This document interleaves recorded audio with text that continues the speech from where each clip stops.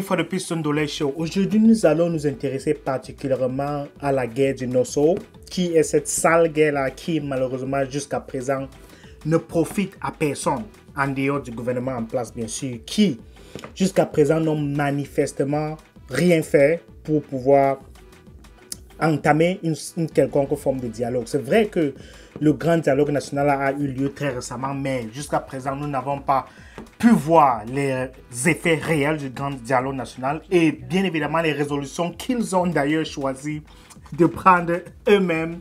Jusqu'à présent, ils n'ont pas pu les mettre en pratique. Ce qui prouve une fois de plus que cette guerre-là, cette mascarade-là, c'était juste une fois de plus pour entourlouper et détourner l'attention des Camerounais, parce que cette guerre-là, en fait, génère beaucoup de sous, beaucoup de revenus pour ceux qui, bien évidemment, en tirent des bénéfices. Donc, aujourd'hui, nous allons nous intéresser à un sujet qui a trait à la diplomatie. Puisque vous savez, pendant que nous, dans la zone francophone, nous continuons à croire que ces affaires, cette guerre-là prendra lieu ou, je vous l'ai dit, trouvera une solution de façon naturelle.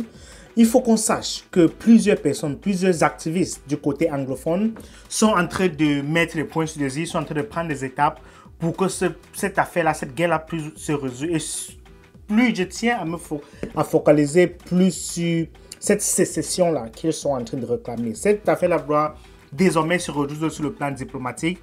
Et dans la vidéo que nous allons regarder aujourd'hui, ces activistes-là, plusieurs d'entre eux basés aux États-Unis, ont décidé de prendre les choses à main. Et comme vous pouvez le voir à ma gauche, ils sont allés rencontrer M. Dimitri Starostin, qui est le premier secrétaire aux affaires étrangères à l'ambassade de Russie à Washington DC.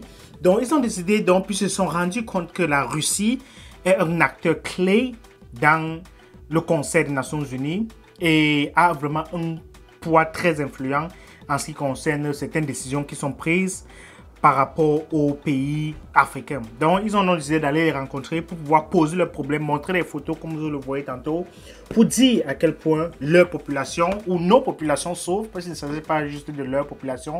Nous sommes tous affectés par cette guerre. Cette guerre, bien évidemment, crée des tensions entre nous qui sont originaires de la partie francophone du Cameroun et certains de nos frères qui sont originaires de la partie anglophone, avec qui nous n'avons pas de problème, mais à cause de cette sale guerre-là, subitement, ils se mettent à croire, ils se méfient un peu plus de nous. Pour tous ceux qui vivent à l'étranger, vous allez vous rendre compte, plusieurs de nos amis, ceux qui avant étaient vraiment très proches de nous, désormais à cause de cette guerre, ont tendance à nous considérer comme étant des étrangers. Ça, c'est quand peut-être toi, tu te rencontres avec peut-être un Kenyan ou un Nigérian. Là, obligatoirement, tu sais que bon, lui, il vient de notre pays et toi, tu viens de nôtre.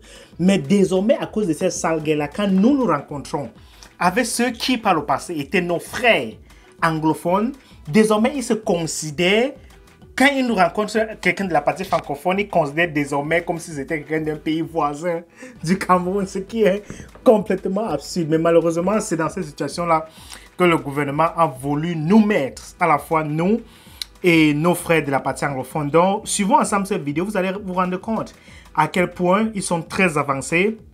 Ils ont une politique claire, ils savent exactement ce qu'ils veulent et ils savent qu'à travers la diplomatie, ils vont pouvoir arriver à leur fin. Donc, voici le leader, Eric Tato, qui a mené les discussions récemment. Et suivant un peu la vidéo, vous allez comprendre un peu ce qui est en train de se dire et comment est-ce que les choses vont en fait, ce qu'ils espèrent tirer à l'issue de l'implication de la Russie dans toute cette démarche-là. Donc, suivons et on va revenir un peu par après. In 2016, this protest started. The teachers were complaining for the government to restore just basic teaching and educational system of Southern Cameroon. But the government refused, arrested our leaders, and then brought an army of occupation, and then they started killing our people. So from between 2017 to now, they have killed over 18,000 people. 2017, 18,000. Yes, 18,000. And let me just cite to you, on the 14th of February, which was a Valentine's Day, they went into this community called Ndabu, and they killed over 53 children, women, and pregnant women. And, terrible.